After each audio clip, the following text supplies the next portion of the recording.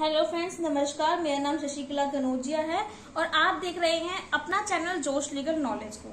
आज की इस वीडियो के अंदर हम पब्लिक इंटरनेशनल लॉ को कवर करेंगे। पब्लिक इंटरनेशनल लॉ के ऊपर मुझे बहुत से कमेंट आए कि आप पब्लिक इंटरनेशनल लॉ के ऊपर वीडियोस बनाएं, तो मैं आपको पहले वीडियोस पूरे बनाने से पहले, क्योंकि मेरे पास नोट्स बने हुए थे, मैंने अपने नोट्स अपने LLB के टाइम पे बनाए थे, तो मैं आपको वो बता रही हूँ कि मैं इसमें कितना कवर करूंगी। पहले मैं एक्स्ट्रा भी कवर करूंगी जो अभी, क्योंकि हमारा पब्लिक इंटरनेशनल लॉ कोई कोडिफाई नहीं है, तो इसमें बहुत सारी चीजें हैं जो हमें आनी और भी चाहिए, बट हमारा सिलेबस थोड़ा सा कम होता है तो हम उसके अकॉर्डिंग ही पढ़ते हैं। तो इसमें यूनिट फर्स्ट जो है theoretical foundation of international law कौन थे, डेफिनेशन, नेचर एंड स्कोप पढ़ेंगे। सोर्सेज ऑफ इंटरनेशनल लॉ, ये मोस्ट इंपॉर्टेंट टॉपिक है आपका।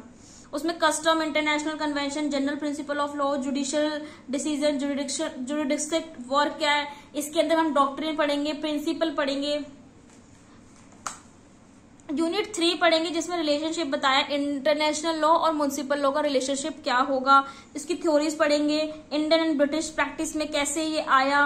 यूनिट 4 में स्टेट पढ़ेंगे, स्टेट में sovereignty, state territories and jurisdiction पढ़ेंगे, रिकॉग्निशन पढ़ेंगे, ये काफी इंपॉर्टेंट है। सक्सेशन पढ़ेंगे, intervention, nationality, diplomatic agent, extradition and asylum पढ़ेंगे। और हमारा इसके बाद हम पढ़ेंगे ये यूनिट 5 जो है लॉ ऑफ वॉर के ऊपर, तो वही है war crime and crime against peace, settlement of international dispute, pacific and coercion, hijacking, narcotics, treatment of aliens, enemy character, contraband, blockade, state jurisdiction on terrorism, और law of sea, maritime belt, contiguous zone, EEZ क्या होता है, Continental self जुडिक्शन क्या होता है। जो ये syllabus है वो CCS यूनिवर्सिटी के अंडर का है। अगर आप दिल्ली यूनिवर्सिटी से या किसी अदर यूनिवर्सिटी से भी कर रहे हैं तो मोस्ट ऑफ सिलेबस जो है वो यही होता है। कुछ एक आधा सिलेबस चेंज होगा, अगर चेंज होगा तो आप मुझे बता दीजिएगा, मैं वीडियोस उस पर भी बना दूंगी। तो स्टार्ट करते हैं। सबसे पहले theoretical foundation of international law. सबसे पहले मैं आपको ये चीज बता दूं, हमारा जो इंटरनेशनल लॉ है इसको सबसे पहले किसने इंट्रोड्यूस किया था? इसको सबसे पहले इंट्रोड्यूस किया था बेंथम ने 1989 के अंदर। मैंने ये एक बुक से बनाई है, अब मैं आपको बुक का नाम बताऊंगी, अभी मुझे याद नहीं है कौन सी बुक से मैंने नोट्स बनाए थे। तो इंट्रोड्यूस किया था बेंथम ने, इसको बेंथम ने इंट्रोड्यूस किया था। इसका मतलब ये नहीं होता कि जो इंट्रोड्यूस करता है वही फादर उसका बनता है। तो इसमें हम क्या पढ़ेंगे, इसमें हम पढ़ेंगे लॉ ऑफ नेशन, जो इंट्रोड्यूस किया गया बेंथम के द्वारा 1789 के अंदर। अकॉर्डिंग टू ओपनहिम ने क्या बोला, जो अगर हम कहीं पे भी लॉ ऑफ नेशन लिखूंगे ना, इसका मतलब है वो इंटरनेशनल लॉ ही है। तो लॉ ऑफ नेशन और international law is the name for the body of the customary and treaty rules which are consider legally binding by state in their intercourse with each other. जो हमारे ओपनहिम है तो वो ये बात बोलते हैं कि जो इंटरनेशनल लॉ है वो एक ऐसा लॉ है जो क्या करता है, वो बाइंडिंग करता है। बाइंडिंग किसको करता है? स्टेट्स को बाइंडिंग करता है कि वो कस्टमरी रूल्स या ट्रीटी को कंसीडर करे, एक लीगली बाइंडिंग करता है वो अदर स्टेट के साथ। कि आप जैसे कि इंडिया हो गई, चाइना हो गया, USA हो गया, रशिया हो गया, ये सारी जो स्टेट्स हैं। देखो पहली बात, अगर आप इंटरनेशनल लॉ पढ़ रहे हो तो आपको 2-3 चीजें याद रखनी चाहिए। अब जो यहाँ पर हम स्टेट पढ़ रहे हैं ना, यहाँ पर जो हम स्टेट पढ़ रहे हैं उसका मतलब क्या है? कंट्री। इंटरनेशनल लॉ में हर एक इस कंट्री को एक स्टेट बोला गया है, और हमारे में क्या बोलते हैं, हर एक जो इंटरनल लॉ होता है, जैसे IPC है तो उसमें स्टेट किसको बोलते हैं? जैसे कि जम्मू एंड कश्मीर एक स्टेट हो गया, वो एक स्टेट हो गया, मुंबई एक स्टेट हो गया, महाराष्ट्र एक स्टेट हो गया, ये सब चीज क्या बोला जाता है? इसको स्टेट बोलते हैं। बट हमारा जो इंटरनेशनल लॉ है उसके अंदर हर एक कंट्री को स्टेट बोला गया है, तो ये याद रखना कि स्टेट इधर किसके लिए बोला गया है।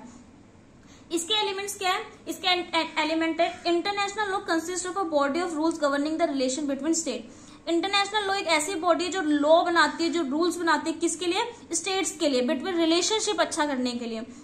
अब रिलेशन का मतलब क्या होता है? जिसके रिलेशन का मतलब आपको पता ही है कि यहाँ पर एक फॉरेन कंट्री दूसरे फॉरेन कंट्री का अच्छा सा रिलेशन जो निभा रही है उसको बोलते हैं। तो द फॉरेन ऑफिस और डिपार्टमेंट ऑफ एक्सटर्नल अफेयर्स, वही बात है। लॉ रेगुलर, अब इसके अंदर लॉज कैसे बन रहे हैं? लॉ यूज ऑफ द सी, जैसे कि अगर आप कोई सी यूज कर रहे हो तो सी आप कितना यूज करोगे?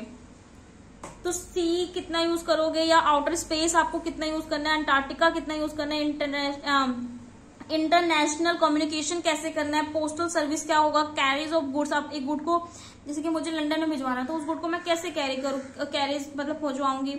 एंड पैसेंजर बाय एयर जो जाते हैं वो कैसे जाएंगे, प्रोटेक्शन कैसे मिलेगी, सिक्योरिटी क्या होगी ये। तो इन सब के लिए इंटरनेशनल लॉ बहुत ज्यादा इंपॉर्टेंट है। तो इंटरनेशनल लॉ होना, अब देखो इंटरनेशनल लॉ में क्या है, तो मैंने आपको सिंपल बताया कि इंटरनेशनल लॉ क्या है कि स्टेट्स को बाइंडिंग करता है एक लीगली, जिसमें उसके लिए रूल्स रेगुलेशंस भी बनाए जाते हैं।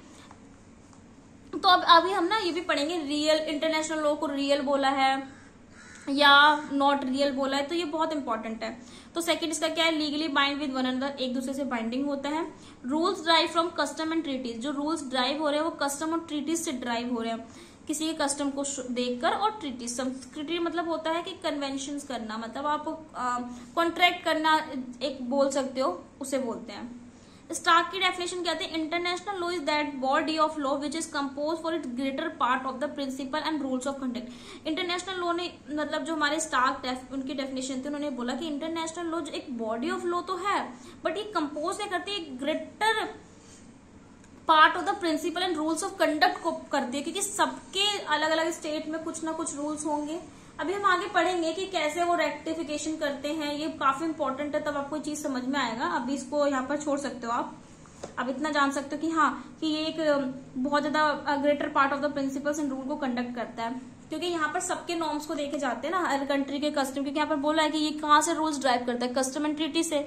तो जो कस्टम सबके तो अलग अलग होंगे, तो इसके ऊपर प्रिंसिपल जो यहाँ का है वो ग्रेटर हो जाता है। International law is not a real law, ये किसने बोला था, इंटरनेशनल लॉ एक रियल लॉ नहीं है, ये पहले सबसे पहले बात बोली गई थी थॉमस होब्स, जॉन ऑस्टिन ने। थॉमस होब्स और जॉन ऑस्टिन ने बात बोली गई थी कि जो लॉ होता है वो तो कमांड ऑफ सॉवरन होता है, एनफोर्स किसके द्वारा किया जाता है, सुपीरियर पॉलिटिकल अथॉरिटी के द्वारा।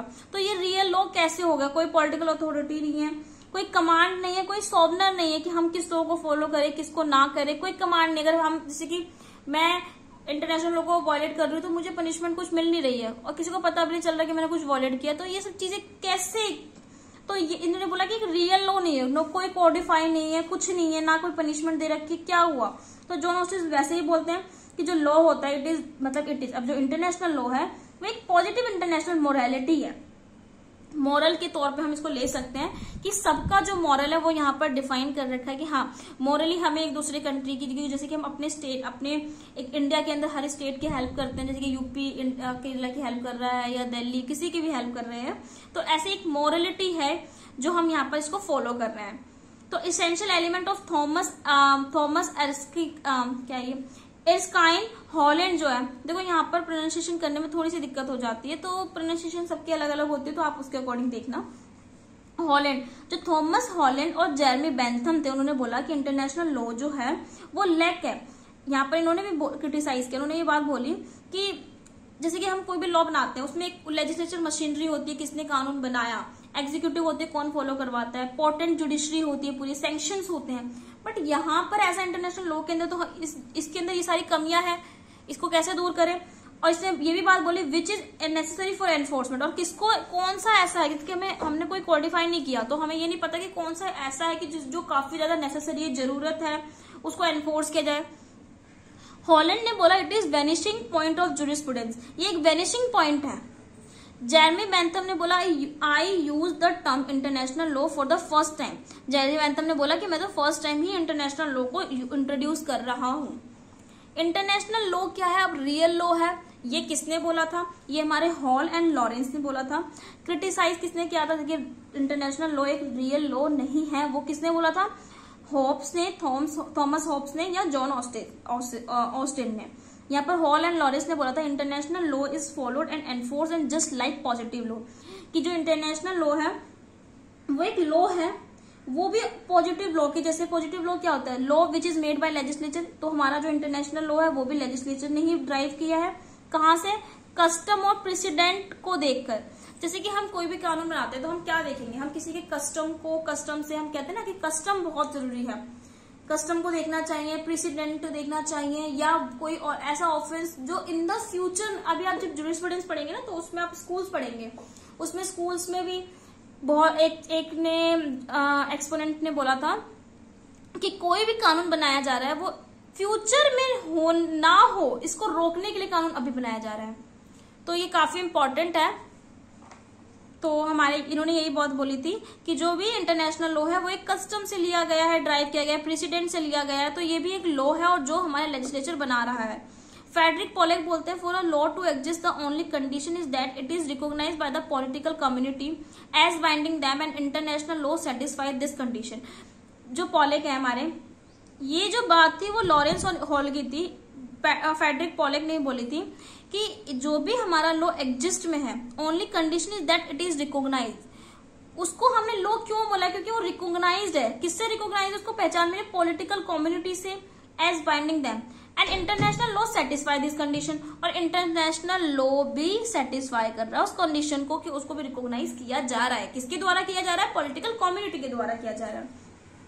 सो recognizing an international law as real law और not totally depend upon the definition you use. जैसे कि अब इंटरनेशनल लॉ रियल लॉ है नहीं है, ये तो टोटली आप पर डिपेंड है, बट इंटरनेशनल लॉ जो है, अभी हम आगे पढ़ेंगे कि नेचर क्या है, उसमें आपको समझ में आएगा। अब देखो, अब सबसे इंपॉर्टेंट ये कि फादर ऑफ इंटरनेशनल लॉ कौन था। मैंने आपको स्टार्टिंग में बताया था कि बेंथम ने उसको इंट्रोड्यूस किया था। इसका मतलब ये नहीं है कि जो बेंथम है वही फादर है उसके। तो फादर ऑफ इंटरनेशनल लॉज ह्यूगो ग्रोइटस है। अब ह्यूगो ग्रोइटस ने क्या डेफिनेशन दी थी, उन्होंने बोला कि लॉ क्या है, एक नेचुरल और पॉजिटिव लॉ होता है। तो नेचुरल लॉ तो वो लॉ जो मतलब नेचुरली प्राकृतिक हमें मिल रहा है कि हाँ, जैसे कि हमें जैसे कि नदी को साफ रखना है या कोई भी ऐसी चीज है जो मॉरल के ऊपर डिपेंड है, तो नेचुरली लॉ वो होता है। पॉजिटिव लॉ है, पॉजिटिव डिवाइन और ह्यूमन, कुछ ह्यूमन के द्वारा कुछ डिवाइन के द्वारा ही बनाए गए हैं। ह्यूमन के द्वारा क्या, लॉ ऑफ नेशन। और लॉ ऑफ नेशन मैंने जो पहले बोला था कि लॉ ऑफ नेशन जहां पर भी यूज किया जाएगा वहां पर इंटरनेशनल लॉ भी, उसको इंटरनेशनल लॉ ही बोला गया है।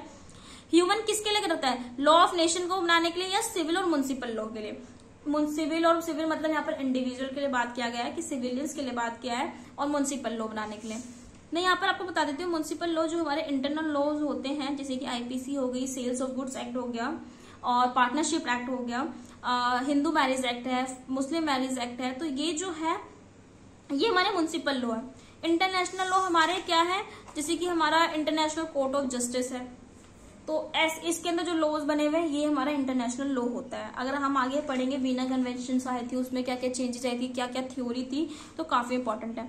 अब हम डेफिनेशन ऑफ इंटरनेशनल लॉ पढ़ लेते हैं, ठीक है। तो प्रोफेसर एल ओपेनिम, जे.एल. बर्ले और ग्रे, इन तीनों ने क्या बोला था, देखो इन तीनों ने क्या बोला था, इन तीनों में क्या कमी थी जो हमारे sir Robert Jennings and sir Arthur ने इसको मतलब इसमें अंदर ऐड किया था। तो definition professor L Oppenheim, J L. Brierly, Gray की डेफिनेशन ये थी, इन्होंने बोला था लॉ ऑफ नेशन और international law is the name of the body of customary and conventional rule which are considered legally binding by the civilized state in their intercourse with each other। कि law of international law जो एक ऐसा body है जो custom और conventional rule से बना हुआ है और जो लीगली बाइंड है, किस पे बाइंड है, सभी स्टेट के सिविलाइज पे भी। जैसे कि अब स्टेट है, अब इंडिया है, तो इंडिया पे कैसे एप्लीकेबल होगा, जब उसके सिविल्स पे एप्लीकेबल होगा तब तो होगा ना कि हर एक इंडिविजुअल पे भी वो लॉ एप्लीकेबल हो रहा है। और जो इंटरकोर्स में भी है, एक दूसरे के साथ वो शेयर भी करते हैं। बट इन्होंने इनमें एक कमी ये थी कि इन्होंने ना यूनाइटेड नेशन या ICRC, international committee of the red cross, या और भी ऐसी चीजें जो इन्होंने डिफाइन नहीं की थी अपने डेफिनेशन के अंदर, जो हमारे sir Robert Jenning and sir Arthur Ward थे, इन्होंने डिफाइन किया था। तो हम पढ़ते हैं द अबव डेफिनेशन, सेम वही डेफिनेशन अगर आप ले लो, उसने क्या कहा था, इंटरनेशनल लॉ जो है वो बॉडी एक है जो कस्टमरी और कन्वेंशनल रूल से बनी है, कंसीडर एक लीगल बाइंडिंग है सिविलाइज स्टेट के ऊपर। तो वही डेफिनेशन उसके प्लस कर दिया गया था, state are not the only subject matter of international law. State जो हमारा जो स्टेट है वो हम इसमें नहीं ले रहे कि वो सब्जेक्ट मैटर को ही डील करे, बल्कि वो डील करे इंटरनेशनल ऑर्गेनाइजेशन को and to some extent individuals को भी, also may be subject to the international law. International organisation जो होते हैं उनके साथ वो भी और इंडिविजुअल भी इंटरनेशनल लॉ के अंदर क्या है, एक सब्जेक्ट मैटर है, इनको भी इंक्लूड किया गया है। सच वर्जन बर्गर ने बोला है, सॉरी इसकी प्रोनाउंसिएशन आप कर लीजिएगा, international law is the body of legal rules which apply between sovereign state पे होता है, and such other entities as have been granted international personality. जो इंटरनेशनल पर्सनैलिटी को जो भी एंटिटीज ग्रांट किया जाता है, जो रूल्स उनको सही लगता है वो उसको ले लेती है और उसी लॉ को एक इंटरनेशनल लॉ के अंदर इंक्लूड किया गया है, उसको हम इंटरनेशनल लॉ बोलते हैं। तो आई थिंक मेरे को इस वीडियो को यहीं पर ही स्टॉप कर देना चाहिए, क्योंकि मैं इसके छोटे छोटे वीडियो 15-15 मिनट की या 12-13 मिनट की वीडियोस बनाऊंगी और सारी वीडियोस को कवर करूंगी। तो आई होप आपको ये वीडियो अच्छी लगी होगी। अगर आपको वीडियो अच्छी लगी तो प्लीज इसे लाइक करें, कमेंट करें, शेयर करें, also subscribe my YouTube channel जोश लीगल नॉलेज। Thank you.